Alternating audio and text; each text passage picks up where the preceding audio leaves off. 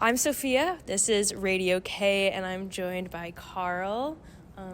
Thank you. Do you want to describe your project for us? Sure. So, hi, my name is Carl Kuhn. I make music under the name Gay Meat. It's kind of emo-tinged indie pop, I would say. Definitely, I constantly joke that my peers are Machine Gun Kelly and Olivia Rodrigo. And in theory, they technically are my peers, but in terms of level of success, there's a bit of a gap there, but I'm coming for them. So okay, perfect. That's how I would describe it. Thank you. And then you're North Carolina? I was North Carolina my whole life, but then in December, I just moved to Chicago. And then what is the music scene like in North Carolina? I'm really curious. The music scene in North Carolina kind of goes through hills and valleys, like waves and droves of having a lot of bands and no bands. In the Wilmington area where I kind of lived forever, grew up, like that part of the scene, we had a ton of bands in like 2012, 2013, 2014, then it kind of died out for a while. It's kind of coming back now, and in terms of genre, it's a couple different conglomerates of indie rock. You have some bands that are very musicality based, very technical. Mm-hmm. You have some kind of jam bands, you have some garage rock bands. It kind of runs the gamut. Oh, I like that. Yeah, it's nice and diverse, which I've always appreciated.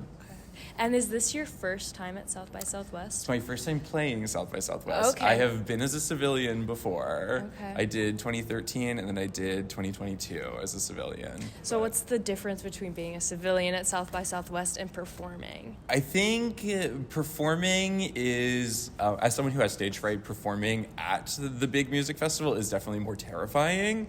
But in general, I think it's kind of the same. When you are here as a civilian for fun, you can do a lot with a pass or without a pass. When you're here as an artist, you obviously get preferential treatment, which is cute and fun. We appreciate that, the perks. But I don't know. I think coming as a civilian prepared me very well for playing the event. I've definitely seen friends be overwhelmed, play like 9 showcases in 3 days. Not that kind of person. I don't love that level of responsibility. So definitely planned this accordingly. Only have 3 showcases and planned a bunch of fun extracurriculars like this. Yeah, that's really nice. Yeah. So you have a bit of work and a bit of enjoyment as well. Yeah. And then did you say you have stage fright? I have horrible stage fright. Okay. Yeah, okay. As someone who's been playing music, touring for like 15 years, it has never gotten better. Every time I am going to walk on stage, I'm like, this is the first time I've ever touched an instrument, first time I've ever performed in front of people, first time I have no thoughts in my brain. It's always a roller coaster. But is there a point in your performance though when you start to warm up? Totally. Song 3, third song, you're in it. You're locked in. You're in the pocket. The groove is right. You know what you're doing. Okay. Yeah. Or at least nice. I pretend like I do. But. Oh, we all have to pretend no matter what, right? Yeah. And then where was your March 15th performance? We played at Velveeta Room. Okay. And how was that venue? You it was great. So when I first got the email about us playing at Velveeta Room, I was like, is this SponCon? Like, is this like cheese? Like, what is the vibe? And then I Googled, and I found out that it's a comedy club when South by's not happening. And it's a revered comedy club, so it's very cute. And our showcase was part of the Tiger Bomb promo showcase, so the lineup was sickening. Yeah. Thank goodness it's not Velveeta cheese, the creamy, no. I was kind of excited. Oh, I was really? like, Okay, my bad. No, it's okay. It's okay. Fake cheese is like polarizing. Yeah, kind of. And then Gay Meat is your first solo project. Yeah, this is definitely... We can say first for sure. As someone who's like, I've been in indie rock for a long time, so I've had little solo endeavors in the past, but this is like the one that I was like, okay, my full band is kind of like on the back burner. Like, I want to do this for real. Okay. You were kind of hesitant to say solo, so you've had other endeavors. What are those? In 2013, I put out a SoundCloud rap record under the name OK McQueen, and I had a song about Niall Horan from One Direction go very viral, and I did an interview with MTV about it. But that's all dead and gone. You truly have to use the Wayback Machine online now if you ever want to find that. So okay, good to know. Yeah. It's still online though. Nothing ever leaves online. No, of course not. Of course not. So what made you want to do a solo project? Because you had this band. It's on the back burner now. What was that transition? My personal life is like a little dark, but my personal life kind of fell apart in 2018, and I started writing songs to like cope with all of that.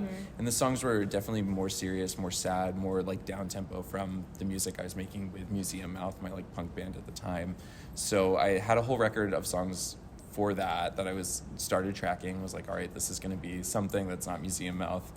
And I think over time with COVID, because this all happened 2018, 2019, then COVID happened, it just pushed Museum Mouth even further back. And I was like, okay, I'm going to just focus on this, because like this is just something I can do by myself.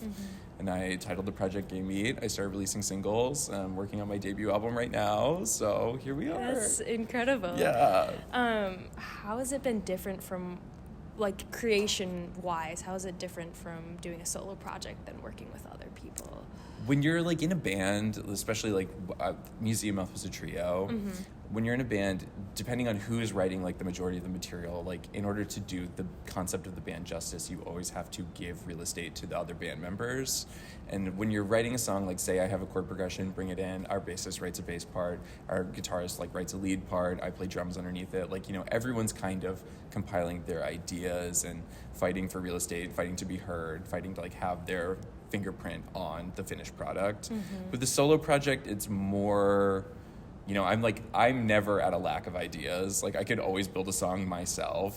And I feel like when Museum Mouth started, it was very almost solo project vibes. I was being a control freak, and then slowly I like relinquished that, and now to be back in like a project where it truly is just me, like going back to digging up those ideas and like that level of creativity, it's really fun. Yeah. I feel kind of like limitless in what Gay Mead could be, which is exciting. That is really exciting. Yeah, So I could do anything, right? You could. But in terms of the future, do you see possible collaboration? Most definitely. Okay. The EP, Bed of Every, the EP I put out last October, it was me and a producer friend collaborating on it. Okay. So I played a bunch of instruments on it. My friend Brett, who produced it also, or co-produced it, he also played bass on a bunch of songs. He played guitar on some songs. Like, it is always fun to have at least one person to bounce ideas off of. Of course, yeah. And then in terms of instrumentals, what are your go-tos? Oh my gosh. I write a lot of songs on guitar. I start with guitar for a lot of things. But every now and then I'll like start with like a bass line. There's a new song I'm putting out this summer that started with a bass line, and it's very obvious when you hear the song, it's like all bass driven. So Sure. I don't know. I like to mix it up. It's fun to like pick a different instrument to start a song idea on. Of course. And then up until 2022, you've just released, in this project at least, mostly singles.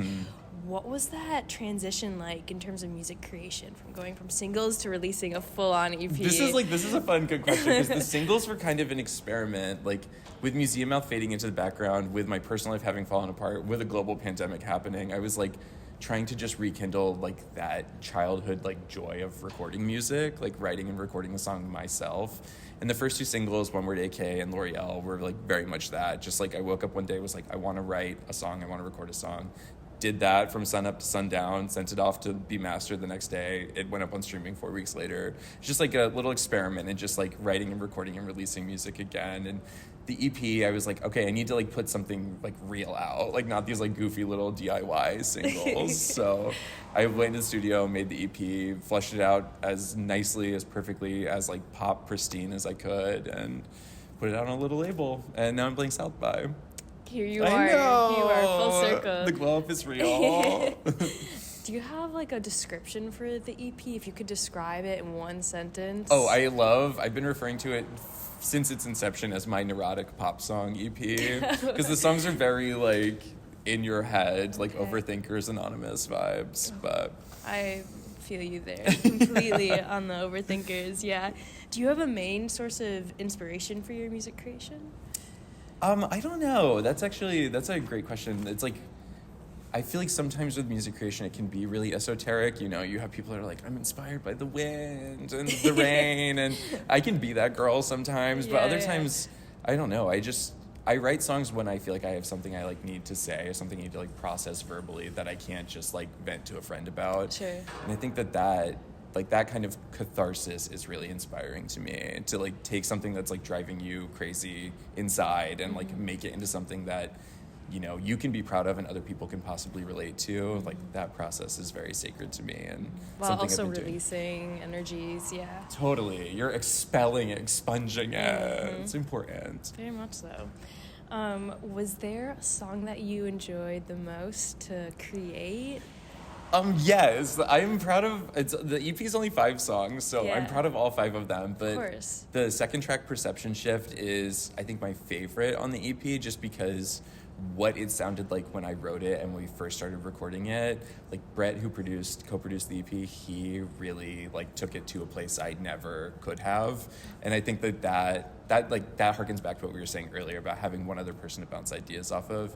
He just made a song that I thought was cool into something that I am obsessed with now. Like, I couldn't have done it myself. What do you do? So the guitar was originally, or the song was just originally all guitar. It was like chords right off the bat. He went in and took all the guitar I played, interpolated it into synth, and then made like all these beautiful synth pad sounds through the first half of the song. Let the guitar come in halfway through. He like added some high harmonies, like pitch shifted some vocals up. Just did a lot of cool things with what we had recorded that I would have never known how to do. That's awesome. Yeah, That's really cool. he changed the genre of the song, which I think is so cool. That is, yeah, changing the genre. That's a lot. Yeah, it was like a punk song, and now it's like a synth wave, Ew, like the whoa. Cure inspired song. Okay, cool.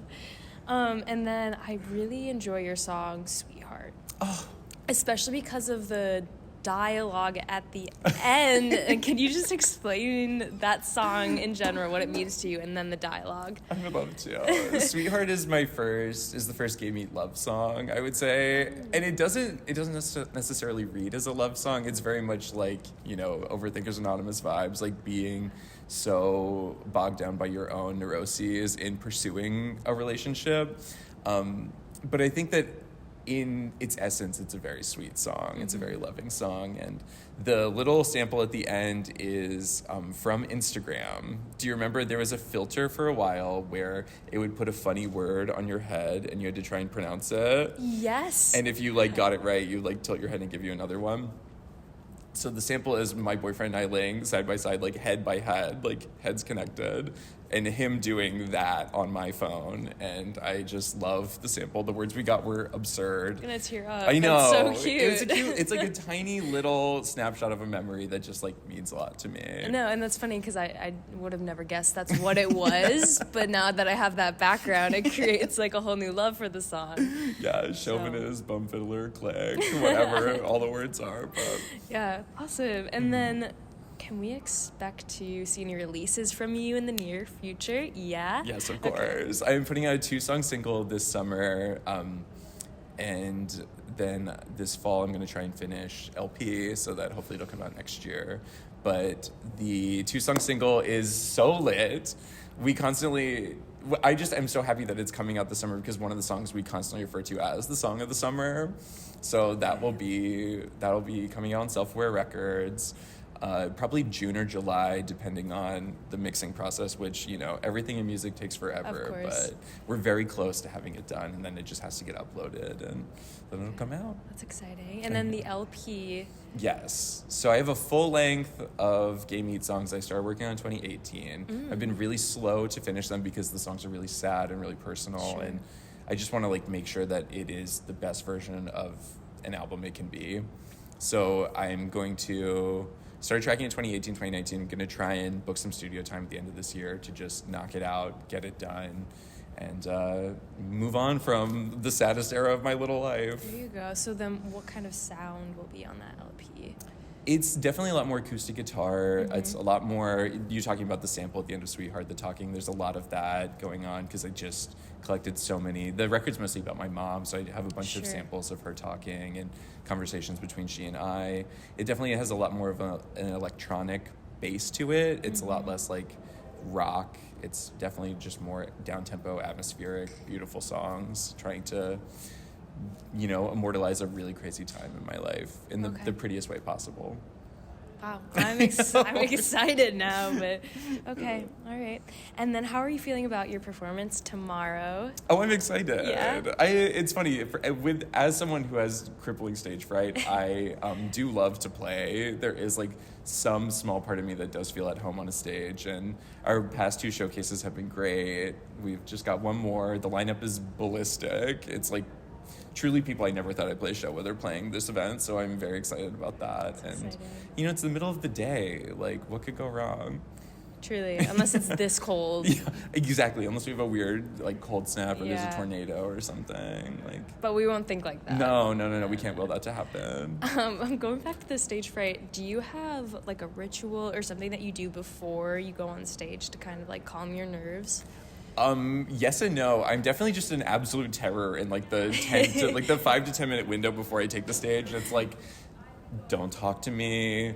Don't like make me do anything. Don't ask me any ridiculous questions I can't answer. Like, I definitely have to be in the right headspace walking on the stage to feel like I can even do the thing I'm there to do. Okay. Yeah. There you go. And yeah, you know, that goes both ways. Like, sometimes people will purposely play with you when you're feeling that way and when they know that about you, and that can be funny and disarming in and of itself. But, you know, just high-stress person here. Yeah. Neurotic as hell. I got it.